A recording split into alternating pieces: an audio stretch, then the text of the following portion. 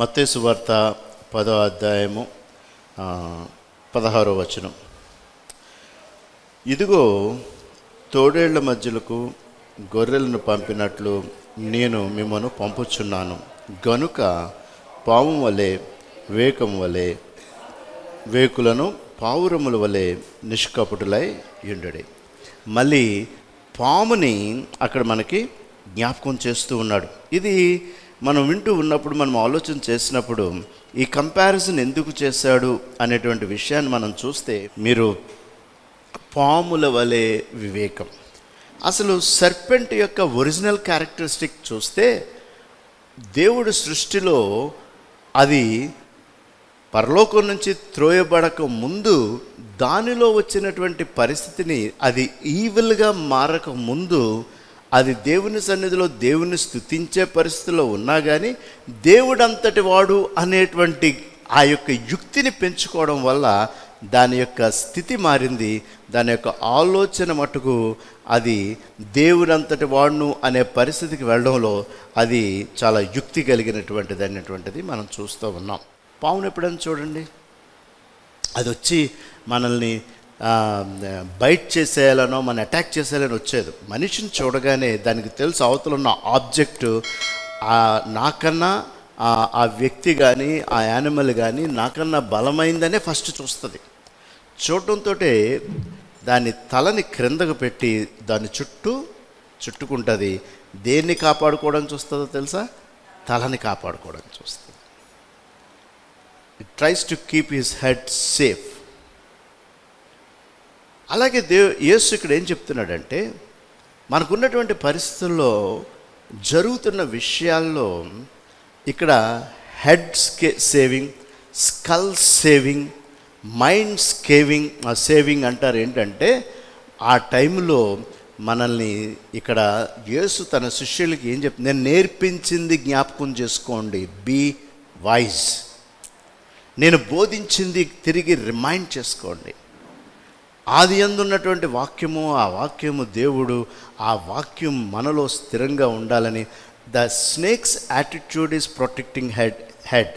అలాగే మనము దేవుని బిడ్డలుగా దేవుని వాక్యాన్ని భద్రపరుచుకుని మనము అలాంటి వివేకంగా బతకడం అనేటువంటిది చాలా ఇంపార్టెంట్. ఇట్ ఈజ్ నెససరీ అని మనం గమనించుకుని ముందుకు మనం కొనసాగే వాళ్ళం. చాలా విలువైంది. రెండిటిని ఒకే ఫ్రేమ్లోకి యేసుక్రీస్తు తీసుకొచ్చి మానవులైనటువంటి మనము ఆ యొక్క ఫ్రేమ్లో రెండు యాటిట్యూడ్స్ని కలిగి ముందుకు ఎలా వెళ్ళాలి. అందుకే దేవుడు ఎప్పుడు కూడా ఆ కమ్యూనికేషన్లో ఒక దైవజనుడు, God always communication in dual languages అంటాడు. రెండు భావాలు సినానిమస్, అంటే ఒకే పర్యాయ పదానికి రెండు ఆలోచనలు కలిగినటువంటి విషయంతో మనకు ఉంటాడు. ఏ విధంగా అంటాడు? మీరు లోకానికి వెలుగై ఉండండి అంటాడు. అలాగే ఉప్పులాగా శారం కల. The salt belongs to earth and the light belongs to heaven. There is a 2 words. Salt అనే దాంట్లో రెండు పదార్థాలు ఉంటాయి. ఒకటి కెమిస్ట్రీ వాళ్ళు ఎవరన్నా ఉంటే, లేకపోతే నేను కెమిస్ట్రీ లెక్చరర్ని అయిపోతాను, మీరు ఎవరు లేకపోతే, మీరు ఎవరన్నా ఉంటే కొంచెం జాగ్రత్తగా మాట్లాడతాను. దాంట్లో ఉండేది సోడియము, క్లోరైడ్. ఈ మళ్ళీ చూడండి, సాల్ట్ ఆఫ్ ద ఎర్త్, భూమి నుంచి వచ్చేటువంటి సాల్ట్ని జ్ఞాపకం చేసుకుంటూ, ఈ సాల్ట్ సోడియంగాను క్లోరైడ్గా నుండి సోడియంగా ఎవరిని తినండి చస్తారు, క్లోరైడ్గా తినండి చచ్చిపోతాం. కానీ సోడియం ఫ్రమ్ క్లోరైడ్ కలవగానే అది సాల్ట్గా ఉంటుంది. అది కొంచెం ఎక్కువైనా తక్కువైనా మన ఆహారం రుచి మారిపోతుంది. బట్ దోస్ 2 ఆర్ పాయిజన్, ఆ విష పదార్థాలు. కానీ రెండు విష పదార్థాల యొక్క కలయిక రుచినిచ్చేది. So there is always a dual meaning in God's language. అందుకే ఆయన రెండు విషయాలను చూపించి క్రైస్తవ విశ్వాస జీవితంలో మనం ఎలా బ్రతకాలా అని చెప్పి మనకి చూపిస్తూ ఉంటాడు. సో ఆ సాల్ట్ని మనం ఆలోచన చేసుకున్నప్పుడు ఈ లోకంలో ఈ లైట్ అనేటువంటిది దేవుని చేత అనుగ్రహించబడినటువంటి ఈ లైట్ లేని చోట చీకటి. అలాగే ఈ సాల్టీనెస్లో రెండు యొక్క కలయిక మనకి రుచిని ఏ విధంగా ఇస్తుందో, అలాగే క్రీస్తులో ఉన్నటువంటి ఈ శరీరము, ఈ యొక్క జీవము అనేటువంటి ఆయన ఊపిరి రెండు సెపరేట్ అయితే ఈ ఊపిరి అనేటువంటి ఈ లైఫ్ దేవునికి చెందుతుంది. ఇది దుర్వాసనకి శరీరంలో, కానీ రెండిటి యొక్క మిక్సే మీకు జీవము అనేటువంటి విషయాన్ని ఆయన మనకి తెలియచేస్తూ ఉన్నాడు. కాబట్టి ఈ రెండిట్లో ఒకటి ఏ విధంగా ఎక్కడికి వెళ్తుందంటే ఇది సమాధికి వెళ్తుంది శరీరం, ఇది ఆత్మ ఆయన అనుగ్రహించినటువంటి everything.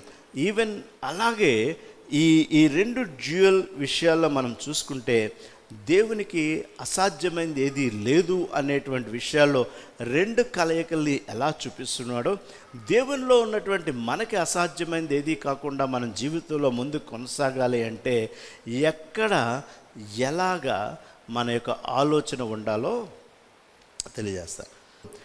God makes everything possible. ఆయనకు అసాధ్యమైనది ఏదీ లేదు. కానీ మనం ఎలా ఉండాలి అనేటువంటి విషయాన్ని ఆయన ఎలా ఉండమన్నాడో అలా ఉండడానికి మనం ప్రయత్నం చేస్తే everything is possible to achieve.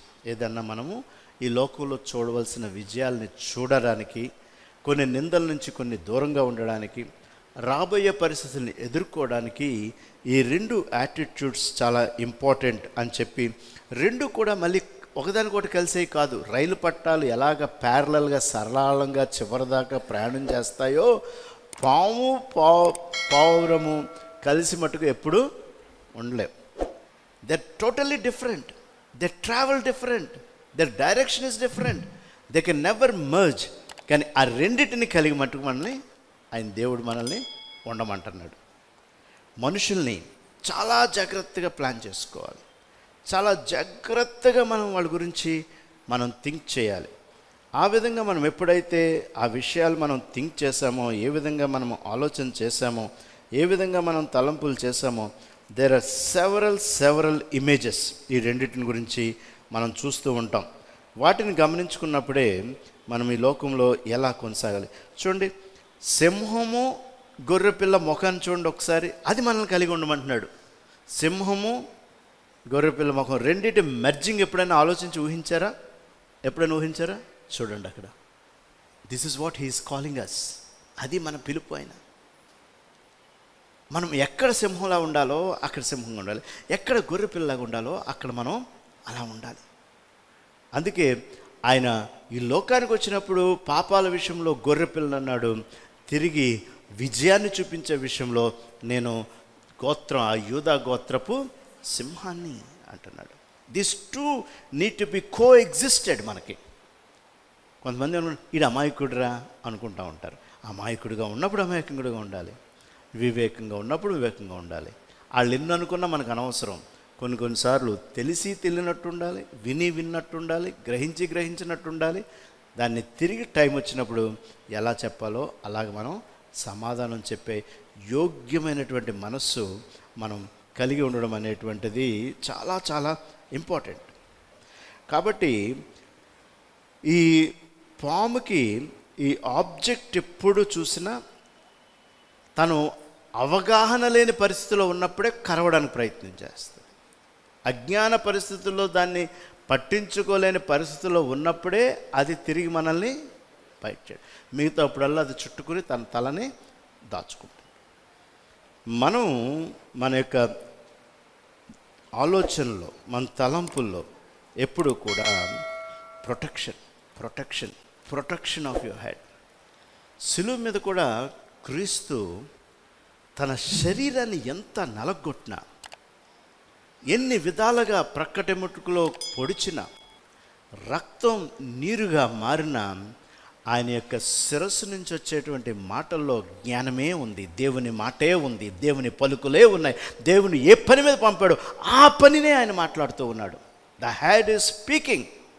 శిరస్సు మాట్లాడుతూనే ఉంది. ఆ మాటల్లో దేవుణ్ణి కలిగే ఉంది, దేవుని నడిపింపునే ఉంది. ఆయన ఏ పని మీద వచ్చాడో చెప్తూనే ఉన్నాడు. తన తల్లిని గురించి ఆధారం చెప్తున్నాడు. మన యొక్క అమాయకత్వాన్ని గురించి మాట్లాడుతూ ఉన్నాడు. ప్రక్కున్నటువంటి దొంగకి పరదేశం చూపిస్తూనే ఉన్నాడు. The head is functioning, even the body is suffering. ఇది మన యొక్క ఆలోచన, మన యొక్క జీవిత విధానం, మన యొక్క నడవడిక. Spirit and body. The spirit is God has given us. మనస్సు అంటాం మనం, ఆత్మ, మనస్సు. ఈ నడిపింపుకి ఆయన యొక్క వాక్యం అనేది ఇక్కడ మనకి ఎప్పుడు స్థిరంగా జ్ఞాపకంగా మనకి రిపీటెడ్గా ఈ బ్రెయిన్లో ఉన్నట్లయితే, even the body destroys, hour head has to function. అదే క్రీస్తులో నీవు నేను కూడా నేర్చుకోవాల్సినటువంటి సత్యం. ఇది మనం ఆలోచించినటువంటి విషయాన్ని చూసినట్లయితే, మన ఆలోచనలో, మన తలంపుల్లో విజయానికి అంటే దేవుడు మన ఏ పర్పస్ మీద ఈ లోకంలో మనకి జన్మింపచేశాడో, ఆయన ప్రణాళిక మన జీవితంలో ఏంటో, ఆ ప్రణాళిక ప్రకారం మనం ముందుకు కొనసాగాలి అంటే ఈ రెండు మన జీవితంలో పార్ట్ ఆఫ్ అవర్ లైఫ్ అవ్వాలి. అది మనము నడిపించేటువంటి. కాబట్టి అమాయకత్వము అనేటువంటిది అజ్ఞానంలోకి వెళ్ళకూడదు, అజ్ఞానం అనేటువంటిది అమాయకత్వంలో అనకూడదు. They both are different, parallel. దాన్ని రెండిటిని ఎప్పుడైతే రెండు కలిపి మనము విజ్డమే ఇంక్రీజ్ అయిందంటే యు ఆర్ ఈవిల్, చెడు. విజ్డమే ఇంక్రీజ్ అయిందంటే. అలాగే ఈ పౌరుము లాంటి మనస్సుని మనం కలిగి ఉన్నట్లయితే అదే ఇంక్రీజ్ అయిందంటే ప్రమాదాలు కూడా ఎక్కువ అవుతాయి. రెండిటిని బ్యాలెన్స్ చేయమంటున్నాడు ఆయన, రెండిటిని బ్యాలెన్స్ చేయమంటున్నాడు. అందుకే మనం చాలాసార్లు దేవుడు సాటన్ అనగానే, సాతాను అనగానే ఈవిల్ అని వాడాడు. మనం ఏం చేస్తామంటే సాతాను పాపాన్ని, పాపము అనేటువంటిది దాన్ని సిన్ అన్నాడు ఆయన. Sin and evil are different. Sin, పాపం అనేటువంటిది మానవులుగా మనము తెలియకో తెలుసో చేసే తప్పిదాల్ని గ్రహించుకునేటువంటిది పాపం. ఈవిల్ అనేటువంటిది సాతాను ఎప్పుడు కూడా ఒక్కొక్క దాన్ని పడద్రోసి పరిస్థితికి తీసుకువెళ్ళేటువంటిది. Satan even try to tempt Jesus. కాబట్టి గమ్ముని మనం మనుషులను చూసి ఇటు సాతానురా అనకూడదు. వాడు తప్పు చేస్తే తప్పు చేశాడు అనాలి. సాతానుడు వేరు, తప్పు వేరు. యేసునే ప్రయత్నం చేసినటువంటి పరిస్థితి, యేసునే శోధించడానికి ప్రయత్నం చేసింది సాటన్. మనుషుడు క్రీస్తుని చంపడానికి ప్రయత్నం చేశాడు. But he is life. అందుకే ఏమంటాడంటే సమాధిని జయించి లేచాడు. ఇది మనం గమనించుకుని మన యొక్క ఆలోచనలో, మన తలంపుల్లో, మన పరిస్థితుల్లో మనం విజ్డమ్ అనే పాయిజన్ని పక్కకు పెట్టి, విజ్డమ్ అనే పాయిజన్ అనేటువంటి పరిస్థితిని ఎక్కడ మన ప్రొటెక్షన్కు అనేటువంటి దాన్ని మనం మన మనస్సుతో ఆలోచించి దాన్ని ఏమంటారంటే నిష్కపటమైన డౌస్ క్యారెక్టర్. అయితే ఇక్కడ ఎందుకు ఈ రెండింటిని చెప్పాడు అంటే, నిష్కపటము కానీ వివేకం కానీ రెండు కలిపితేనే the power of God. When the both together. ఎందుకు శిష్యులకి చెప్తున్నాడంటే లోకని, బికాస్ నా శక్తిని కలిగి ఉండడానికి ఈ రెండింటిని మీరు కలిగి ఉండండి. So where there is a wisdom, ignorance, innocence అనేటువంటిది పవర్ ఆఫ్ గాడ్ అని ఒక దైవజనుడు తన పుస్తకాన్ని రాశాడు దాని మీద, ఆ రెండింటి మీద. వీటిని గమనించుకుని మన జీవితంలో ఈ క్రీస్తు సిలువలో the body is crushed but his thoughts were not crushed అంటాడు ఒక దైవజనుడు. His body is crushed. ఆయన శరీరాన్ని అయితే నలగొట్టాలి కానీ ఆయన ఆలోచనలు ఎవ్వరూ కూడా నలుగా కొట్టలేకపోయారు. He protected his mind. నీవు నేను కూడా మన జీవితంలో ఎప్పటికప్పుడు దాన్ని చెక్ చేసుకుంటూ, దాన్ని ప్రొటెక్ట్ చేసుకుంటూ మనం ముందుకి కొనసాగడం అనేటువంటిది చాలా అవసరం.